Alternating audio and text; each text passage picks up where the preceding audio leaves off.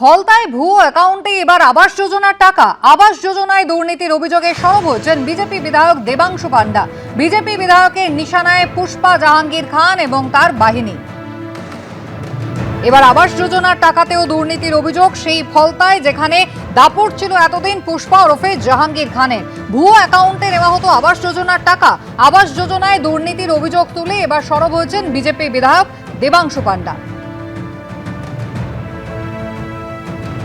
বিধায়ক দেবাংশু পান্ডা কি অভিযোগ করছেন, স্থানীয়রাই বা কি বলছেন, দেখুন। ফলতাতে যেটা হয়েছে 1,20,000 টাকা, যেটা হচ্ছে আবাস যোজনার যে টাকাটা ছিল, আপনারা দেখেছেন যে আবাস যোজনার 1,20,000 টাকার মধ্যে কেউ 20,000, 30,000, 40,000 টাকা নিয়েছে সেখান থেকে। সেখানে কার্ড মানি রিটার্ন করছিল কিছুদিন আগে পর্যন্ত দেখেছেন। আজকে যেটা আপনাদের আমি কিছু কাগজপত্র দিয়েছি তাতে দেখতে পাবেন যে কোনো নামই নেই, কিন্তু টাকা উঠে গেছে। সেখানে নামের জায়গায় ZZPP, ঠিক আছে, এরকম করে প্রায় 20-30টা, তারপর কোনো জায়গায় নাম নেই, শুধু পি লেখা, টাকা উঠে গেছে। এগুলো বিশাল বড় দুর্নীতি হয়েছে এবং স্ক্যাম। এটা আমি আজকে কাগজপত্র আপনাদের দিয়েছি। এবং শুধু এই একটা অঞ্চলের নয়, প্রত্যেকটা অঞ্চলে এরকম জিনিস করা হয়েছে। প্রায় হচ্ছে 1 কোটি 1.5 কোটি টাকার দুর্নীতি রয়েছে একটা অঞ্চলে। এটা শুধু একটা অঞ্চলে। এই তৃণমূলের লোকরাই এরা দিয়েছে এবং এর সঙ্গে যারা পঞ্চায়েতে যারা দায়িত্ব ছিল, যারা ঘর দেওয়ার দায়িত্ব ছিল, তারা যুক্ত রয়েছে। একদম জাহাঙ্গীরের ছাড়া এর কার কেউ চলতে পারবে। এবং সব মদতেই সব জিনিসগুলো তো হয়েছে। আবাস যোজনার টাকা গরিব মানুষের নামে গেছে, যাওয়ার পর দেখা গেছে এরকম করে হয়েছে যে তার দেবে, তার বিনিময়ে তাদের কার্ড মানি দিতে হবে, কি কার 20,000, কার 30,000, কার 10,000। অন্যের অ্যাকাউন্টে কিভাবে গেছে টাকা? অন্যের অ্যাকাউন্টে ব্যাপারটা কিভাবে গেছে সেইটাই ভুতুড়ে কারবারটা আমরা বুঝতে পারছি না, যে কিভাবে গেল। যে তাদের একজনের অ্যাকাউন্টের টাকা অন্যজনের অ্যাকাউন্টে কি করে যেত? একজনের নামে ঘর এসছে, সে ঘর পায়নি, উপরন্ত অন্যজনের অ্যাকাউন্টে সে টাকাটা চলে গেছে, তার নামের জায়গাটা পুরো ব্ল্যাঙ্ক করে দিয়েছে। ঠিক মতন আমাদের সার্ভেও হচ্ছে না। যে আসল যে লোকদের নিয়ে সার্ভে করবে, সেই জায়গায় দেখা যাচ্ছে যে তৃণমূলের লিডাররা গিয়ে সেই সার্ভেগুলো তাদের সাথে গিয়ে সব করছে।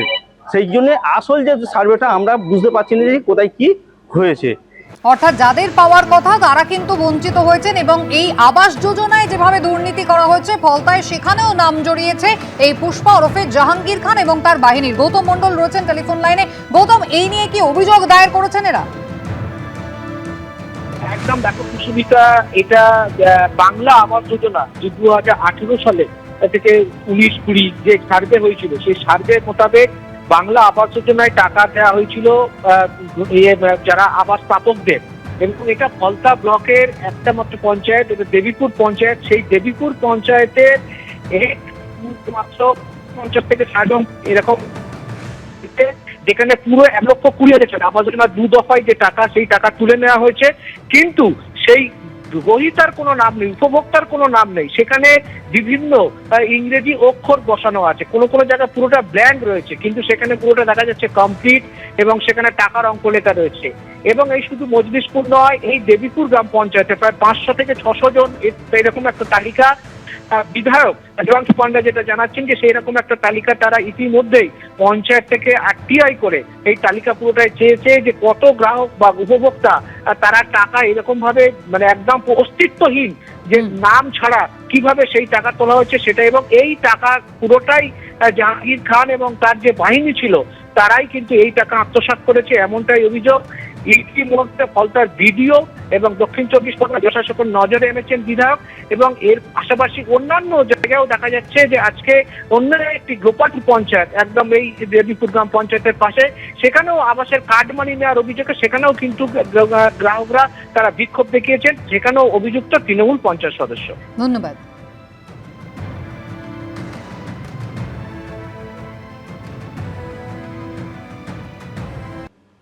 জেলায় জেলায় ডিম প্রতিবাদ অব্যাহত। হারোয়ায় তোলাবাজির অভিযোগে গ্রেফতার তৃণমূল নেতাকে লক্ষ্য করে ডিম জুতো ছুড়ল ক্ষিপ্ত জনতা। আর অন্যদিকে হুগলির শ্রীরামপুরে ডিম ছোড়া নিয়ে হুঁশিয়ারি পুলিশের।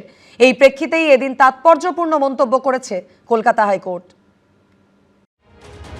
পালা বদলের রাজ্যে পাতের ডিম উঠে এসেছে হাতে, পুষ্টির আধার হয়ে উঠেছে ক্ষোভ প্রকাশের হাতিয়ার। মঙ্গলবার সেই ছবি দেখা গেল উত্তর 24 পরগনার হাড়োয়ায়। তোলাবাজির অভিযোগে ধৃত তৃণমূল নেতাকে লক্ষ্য করে ডিম জুতো ছুড়ল ক্ষিপ্ত জনতা। তোলাবাজি, দাদাগিরি ও ভোট পরবর্তী হিংসার অভিযোগে হাড়োয়া থানার চণ্ডীবাড়ি এলাকার তৃণমূল নেতা তপন পাত্রকে মঙ্গলবার গ্রেফতার করেছে পুলিশ। থানায় নিয়ে যাওয়ার সময় তাকে লক্ষ্য করে ডিম ছোড়েন এলাকার বাসিন্দারা। চোর চোর স্লোগানও দেওয়া হয়। অন্যদিকে হুগলির শ্রীরামপুরে গ্রেফতার হয়েছেন পিয়ারাপুর পঞ্চায়েতের তৃণমূল সদস্য সুদর্শন বর।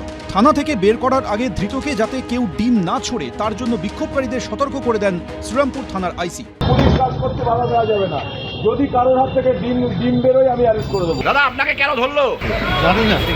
হ্যাঁ, আপনার বিরুদ্ধে তো অনেক অভিযোগ বলছে, দুর্নীতি রয়েছে, প্রচুর অভিযোগ বলছে আপনার বিরুদ্ধে। এই প্রেক্ষাপটে ডিম ছোড়া নিয়ে এদিন তাৎপর্যপূর্ণ মন্তব্য করেছে কলকাতা হাইকোর্ট। মঙ্গলবার দানিশ ফারুকি নামে এক আইনজীবীর করা জনস্বার্থ মামলার শুনানি হয় ভারপ্রাপ্ত প্রধান বিচারপতি তপব্রত চক্রবর্তী এবং বিচারপতি পার্থসারথী চট্টোপাধ্যায়ের বেঞ্চে। রাজ্য সরকারের আইনজীবীর কাছে ভারপ্রাপ্ত প্রধান বিচারপতি জানতে চান, কোনো বন্দী বা অভিযুক্তকে নিয়ে যাওয়ার ক্ষেত্রে কি গাইডলাইন রয়েছে, ডিম ছুড়লে কি শাস্তি হতে পারে, সে সম্পর্কে মানুষের কাছে স্পষ্ট বার্তা পৌঁছানো দরকার। এই প্রেক্ষাপটে রাজ্য সরকারের তরফে অতিরিক্ত অ্যাডভোকেট জেনারেল রাজদীপ মজুমদার জানান, রাজ্য সরকার এই ধরনের কাজ সমর্থন করে না। অভিযোগ পেলেই ব্যবস্থা নেওয়া হচ্ছে, এফআইআর হয়েছে, গ্রেফতার ও আটক করা হচ্ছে। পাল্টা ভারপ্রাপ্ত প্রধান বিচারপতি বলেন, বিষয়টা এক দুজনকে গ্রেফতার করা নয়, এই কাজ করলে কি হতে পারে সেটা মানুষকে জানাতে হবে। সবার সুরক্ষা সুনিশ্চিত করা সরকারের দায়িত্ব। আমি এটা আজ নয়, আমি আগে থেকেই বলছি, এইভাবে ডিম ছোঁড়া যা চলছে, এই ডিম ছোঁড়া সংস্কৃতির বাইরে আসতে হবে। কারণ সারা দেশের মানুষ দূরদর্শনের মাধ্যমে এটা দেখতে পাচ্ছে। এতে পশ্চিমবঙ্গের খুব একটা মুখ উজ্জ্বল হচ্ছে না। কারোর প্রতি আক্রোশ থাকতে পারে, ক্ষোভ থাকতে পারে, স্লোগান দিন, প্রতিবাদ করার অনেক ভাষা আছে, কিন্তু আমার মনে হয় এটা ঠিক নয়। আর এই পুরো ব্যাপারটাই তৃণমূলী ব্যাপার। এই ডিম ছোড়ার কালচারটা হচ্ছে একটা অসভ্যতা, ডিম থেরাপি ইত্যাদি ইত্যাদি। শ্রমিক ভট্টাচার্য বলে যাচ্ছেন আর অন্য লোকেরা সেই কাজটা করে যাচ্ছে এবং পুলিশ সেগুলো ব্যবস্থাই নিচ্ছে না। শ্রমিকবাবু খুব ভালো বললেন, অথচ যারা অসভ্যতা করছে তাদের বিরুদ্ধে পুলিশ ব্যবস্থা নিচ্ছে না, তাহলে সেই ভালো বলাটার মূল্যটা কোথায় রইল? এই প্রসঙ্গে এদিন হাইকোর্টে মামলাকারীর আইনজীবী কল্যাণ বন্দ্যোপাধ্যায় আবার দাবি করেন, পুলিশ এগুলো নিজেই করছে, বিমানবন্দরের মতো জায়গাতেও এই আক্রমণ হচ্ছে। মন্ত্রী বলছেন, ডিম ছুড়তে সরকার কি পদক্ষেপ নিয়েছে? এটা ঠিক নয়, কারণ খাদ্যবস্তু, ডিম তো একটা পুষ্টিকর খাদ্য।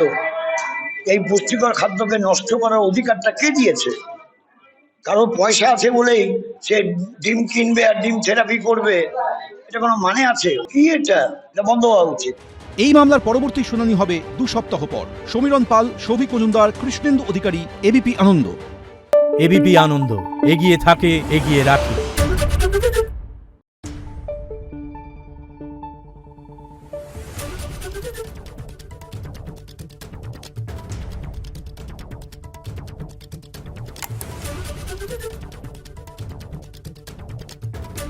Thank you.